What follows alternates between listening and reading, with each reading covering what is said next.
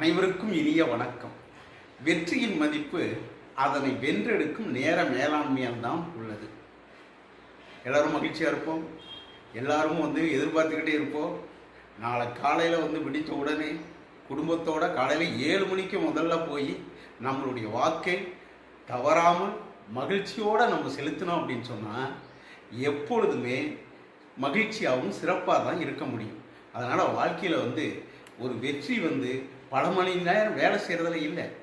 ஒரு வெற்றி என்பது அதை சிந்திச்சுக்கிட்டே இருக்கிறதே மாதிரி இல்லை. அந்த வெற்றியை அடையணும்னா அந்த குறிப்பிட்ட நேரத்தில் குறிப்பிட்ட செயலை செஞ்சாகணும். அப்போ நாளைக்கு நம்ம இந்த தமிழ்நாட்டில் இருக்கக்கூடிய 17வது சட்டப்பேரவையில் கலந்து கொள்ளக்கூடிய வாக்காளர்களுடைய நம்மளுடைய பொறுப்பு என்ன?